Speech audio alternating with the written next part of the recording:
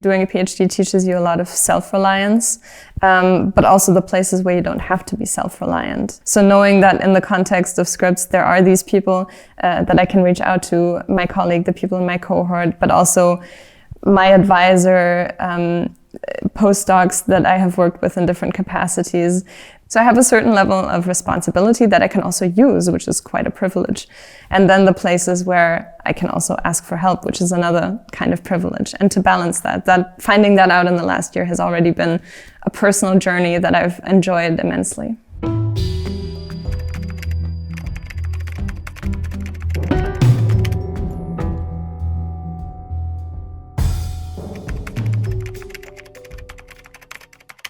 I did a Bachelor's of Political Science and Public Administration in Constance with a semester abroad in Leiden in the Netherlands. So that means I come from mostly a political science background, but also public administration and managerial sciences in there.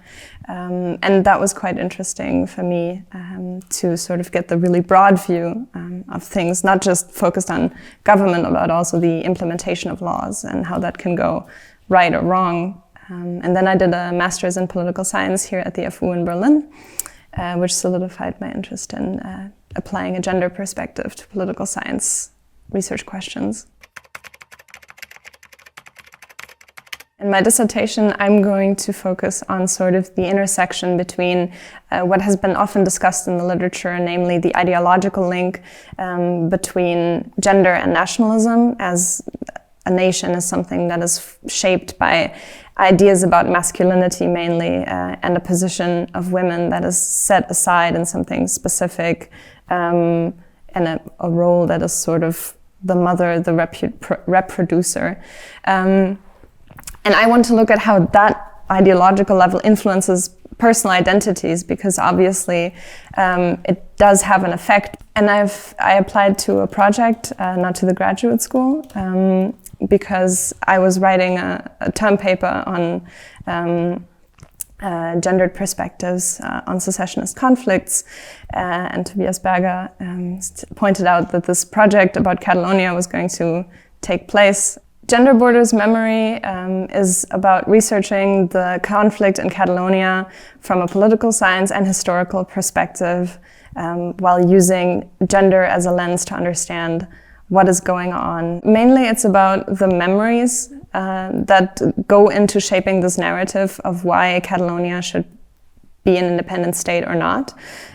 Both sides, obviously from the Spanish, but also the Catalan side, refer to memory quite frequently, so historical events that are remembered one way or another. Obviously these stories quite often focus on men and male achievements, and the state as an institution that also has been shaped by men. So women are often left out of the conversation, and when they try to become a part of the conversation, they are pushed aside. And then on the other hand, of course, there are parts of the Catalan movement that see it as an opportunity, this independence, to realize a Catalan state that is not just free from Spanish influence, but also free of sexism and of homophobia. So it's sort of a three-step process of looking at the nation as a masculine concept, looking at individual identities, but then looking also at specifically the activism that is happening in the context of this movement and how that contests the masculine nature of the nation.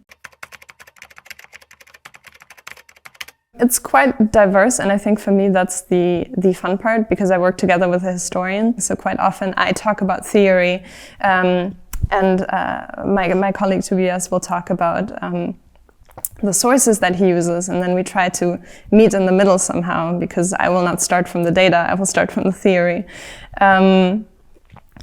So a lot of our findings are really influenced by the fact that we have to constantly rephrase what it is that we're saying and try to find new ways to explain it to the other. So this is not just about our project, but about being in the cluster as this wider sort of infrastructure.